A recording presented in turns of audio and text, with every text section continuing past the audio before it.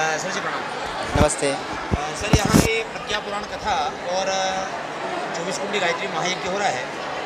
पुराणों के बारे में हमने बहुत सुना है कि 18 पुराण है, तो ये कौन से नंबर का पुराण है? देखिए, परम पूज्य गुरुदेव ने सारे आर्ष वाङ्मय का पुनर्भाष्य किया है, 18 पुराण को पुनर्भाष्य भी किया है, लेकिन गुरुदेव ने उसको गिनती के रूप में न लेकर के इसको अभिनव पुराण का नाम दिया है।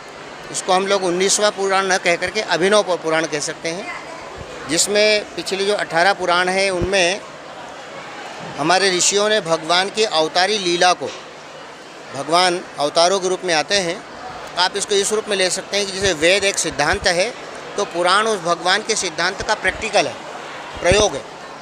राम भगवान ने, विष्णु भगवान ने, शंकर भगवान ने, नारद जी ने, उन्होंने कैसा जीवन जिया उसको उन्होंने पुराण के माध्यम से बताया। भगवान की लीला कैसे होती है, जैसे वेदों को पढ़ेंगे तो आपको ऐसी कोई कहानियाँ नहीं मिलेंगी, लेकिन जब आप शिव पुराण पढ़ते हो तो शिव पुराण में आपको ये दिखाई देता है कि भगवान शिव की लीला कैसी है, कैसे गणेश जी ने जन्म लिया, कैसे उन्हें वृत्तासुर को मारा, कैसे उन्होंने कार्तिकेय को जन्म दिया, कैसे उन्होंने राक्षसों को मारा।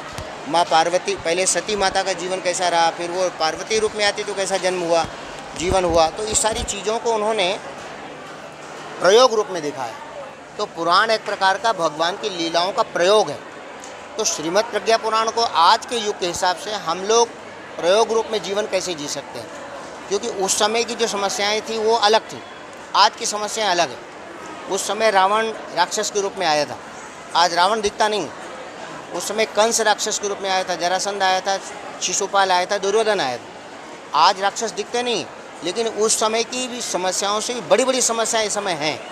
उस समय भी नारी का अपमान हुआ था, आज भी नारियों का अपमान हो रहा है। उस समय भी पर्यावरण का प्रदूषण हुआ था, आज भी हो रहा है। उस समय भी परिवारों में बिखराव हुआ था, आज भी परिवारों में बिखराव हो रहा है। तो आज की समस्याएं ग्लोबल हो चुकी, सारे विश्व में समस्याएं फैल चुकी।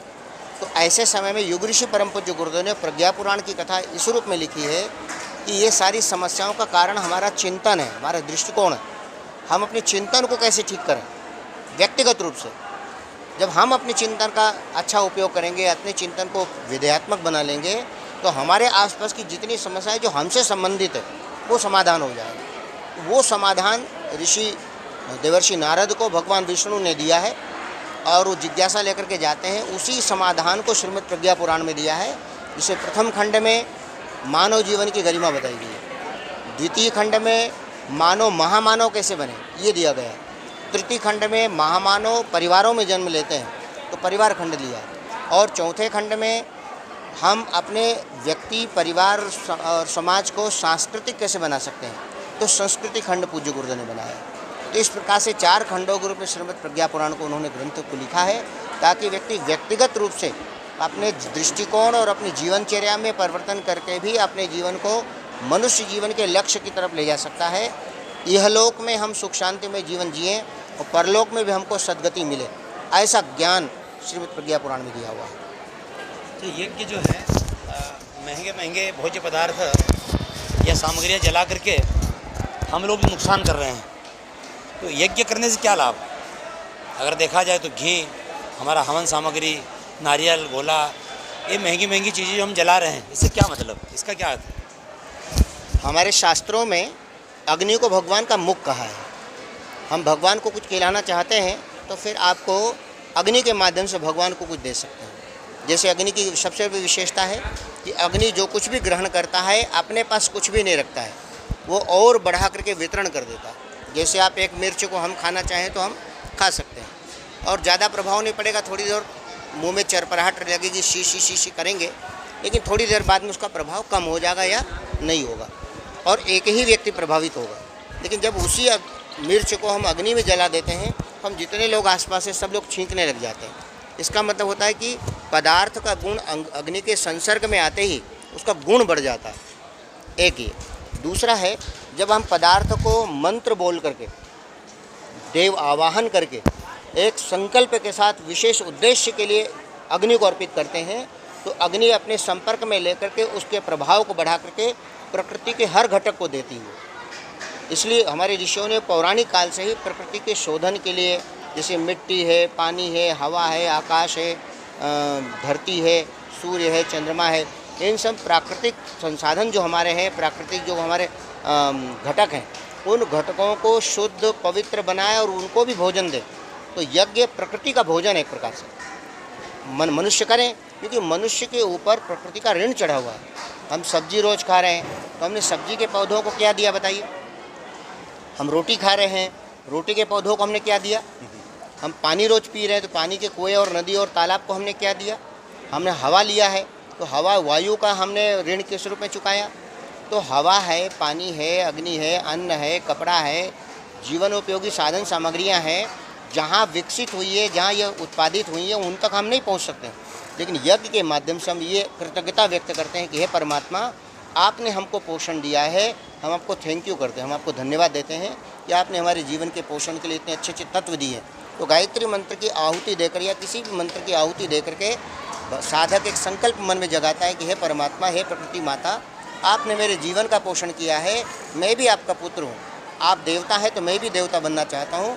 मैं देवता बनकर आपकी आहुति करके भाव ये किया जाता है, इदम गायत्री इदम नमः। हे भगवान, ये मेरा नहीं है, जो कुछ भी है मैं आपके लिए अर्पण कर रहा हूँ। त्वदीयमस्तु गोविंदम तुभ्यमेव समर्पयामि। इस भाव के साथ में हर साधक के अंदर कृतज्ञता का भाव आ जाए। मैं भी कुछ दूँ, मैं भी कुछ करूँ, मैं भी कुछ करूँ। देखिए प्रकृति का हर घटक कुछ न कुछ कर रहा है, तो मैं भी कुछ करूँ ना, मैं भी प्रकृति का एक घटक हूँ। तो मनुष्य केवल एक गलती कर रहा है, सारे अच्छे काम कर रहा है, एक जब गलती कर रहा है, क्या है? वो संकीर्ण स्वार्थ में बंध गया। पेड़ फल दे रहे हैं, फूल दे रहे हैं, पत्ते दे रहे हैं, ऑक्सीजन दे रहे हैं, धरती माता हमको अन्न दे रही, जीवनोपयोगी साधन सामग्रियाँ दे रही, सूर्य भगवान को प्रकाश दे रहे हैं, चंद्रमा शीतलता दे रहे हैं, वरुण भगवान जल दे रहे हैं, सब कुछ। माँ हमको भोजन दे रही है, माँ हमको जन्म दे रही है, पिताजी हमारा लालन पालन कर रहे हैं। प्रकृति का हर घटक हमको कुछ न कुछ दे रहा है। एक मनुष्य मात्र है जो देने का काम उसने छोड़ दिया है। इसीलिए गुरु जी ने कहा है, मनुष्य मात्र भटका हुआ देवता है। इसका मतलब होता है वो भटक गया है, उसको अपने देवत्व को याद करना चाहिए और उसको भी देने की आदत डालनी चाहिए। कितना दें? अंश मात्र में दीजिए। हम नहीं कह रहे हैं कि आप सब कुछ दे दीजिए, अंश रूप में दीजिए। किसको दें? प्रकृति माता को दीजिए। इसीलिए ऐसा माना जाता है कि देवता ही यज्ञ करते हैं, या यज्ञ केवल देवता कर सकते हैं। इसका एक शानदार उदाहरण रामायण में आता है। एक तरफ भगवान श्री रामचंद्र जी विश्वामित्र ऋषि के यज्ञ की रक्षा करने के लिए जाते हैं और रक्षा करते हैं, रक्षा के लिए अपना सब कुछ न्योछावर कर देते हैं। लेकिन उसी विधान, उसी प्रकार का यज्ञ जब मेघनाद करता है अपनी देवी के यहाँ, वैसे ही वो देव पूजन करता है, वही षटकर्म भी करता है, वैसे हवन सामग्री लेता है, वैसे आहुति करता है। लेकिन उसका संकल्प कमज़ोर है, गलत है। क्या? उसका संकल्प ये है कि मैं ऋषियों की परंपरा को नहीं चलने दूंगा, देवताओं को नहीं जीने दूंगा, मैं अपनी राक्षसी वृत्ति को फैलाऊंगा। तो वह यज्ञ विधान के रूप में ठीक था, लेकिन विधि के रूप में, विधि उसकी यज्ञ जैसी थी, लेकिन विधान गलत था। विधान माने नियम, विधान माने कानून, विधान माने ऋषियों ने जो यज्ञ का विधान बनाया है उसके आधार पर यज्ञ करते हैं, तो राम भगवान उसके भी यज्ञ की रक्षा करते हैं। इसका मतलब होता है कि हम जो यज्ञ करने जा रहे हैं ये लोक हित के लिए कर रहे हैं, लोक कल्याण के लिए कर रहे हैं। और हर मनुष्य को ये संदेश देना चाहते हैं कि प्रकृति माता उदार होकर देवी बनी है, तो हम भी उनके बेटे बेटियाँ हैं, तो हमको भी देवता बनना चाहिए। इस भाव के साथ इदम गायत्री इदम नमः का भाव जगाते हुए, महंगी महंगी सामग्रियों की जो आपने बात कही है, तो हम जो सामग्री अर्पित करें वो यज्ञ भगवान अपने पास नहीं रखते हैं। विज्ञान भी ये सिद्ध कर चुका है कि पदार्थ कभी नष्ट नहीं होता है, ऊर्जा कभी नष्ट नहीं होती, वो केवल अपना रूप बदलती है। पानी ठोस रूप में, बर्फ़ के रूप में है तो पानी के रूप में लिक्विड बन जाता है, लिक्विड भाप बन जाता है ना। तो ये क्या है, उसने रूप बदला है अपना। भाप भी नष्ट नहीं हुई, वो कुछ और रूप धारण कर लेती है। तो ऐसे ही जब हम अग्नि में अर्पण करते हैं तो हजारों गुना बढ़ करके प्रकृति को भी मिलता है, हमको भी मिलता है, और सारे प्राणियों को प्राण मिल जाता है।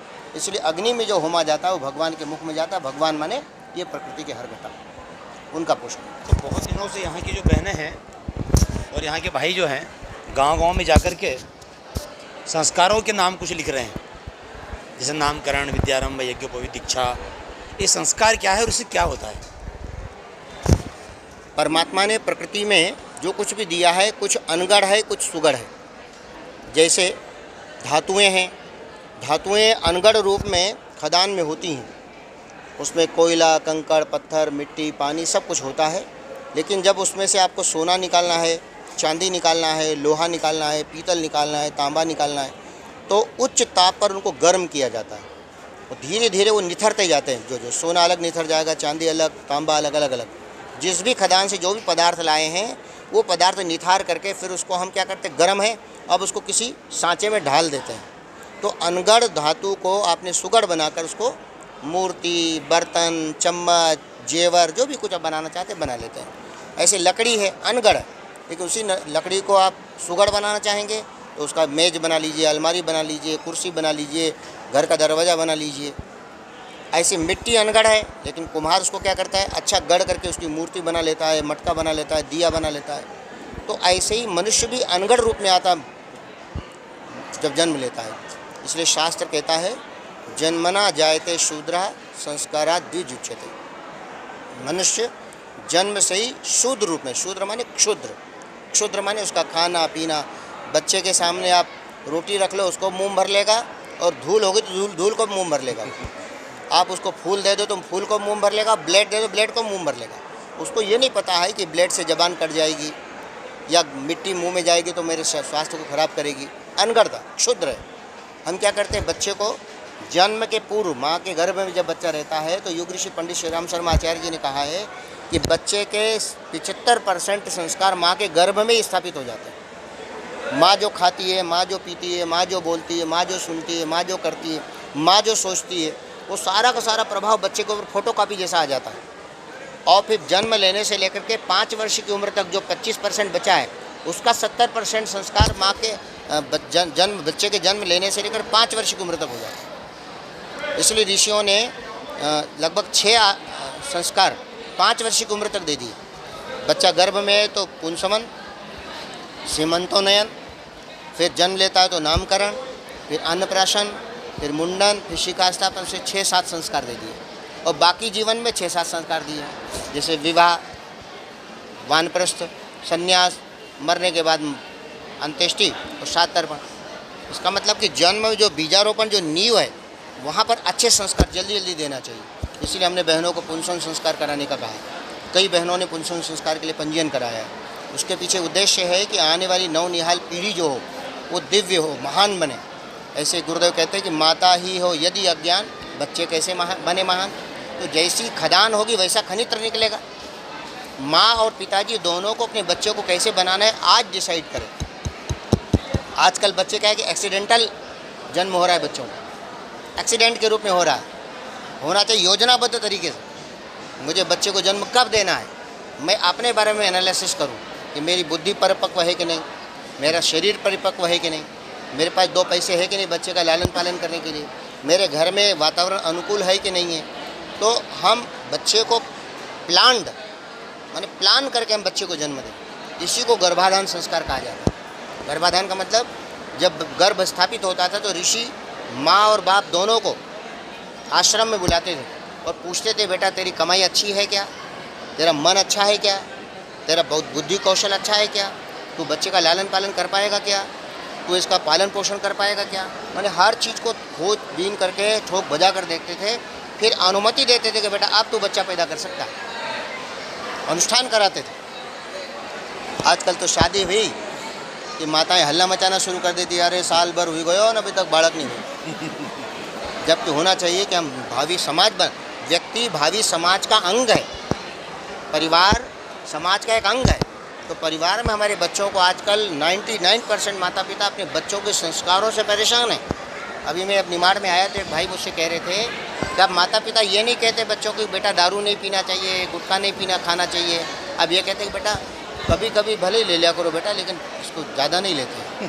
अब ये हिम्मत नहीं बच्चों कहने की दारू मत पियो बेटा, कभी कभी ले लेते कोई बात नहीं, लेकिन अब ज़्यादा नहीं लो बेटा। अब ये कह रहे बच्चे। माता पिता परेशान है, मोबाइल से माता पिता परेशान है, बच्चों की सगाइयाँ नहीं हो रही है। बात विस्तार हो जाएगा ज़्यादा। तो कहने का हमारा मतलब ये है कि संस्कारों के माध्यम से हम समाज को प्रशिक्षित करते हैं। मंत्र के माध्यम से बच्चे के मस्तिष्क में अच्छे संस्कारों का बीजारोपण करते हैं।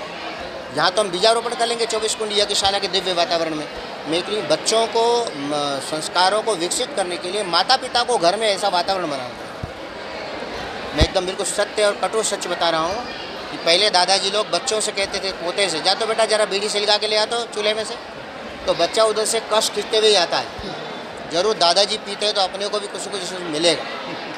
बच्चे आचरण को सीखते हैं क्योंकि बच्चों का क्रिएटिव माइंड होता है। क्रिएटिव माइंड मैंने हर चीज़ को बनाना करना जानते हो। तो बीड़ी का भी वो आनंद लेते कि अच्छा ये पिएंगे तो कुछ को मिलता हो, दादाजी पिए इसका मतलब कि पीना चाहिए।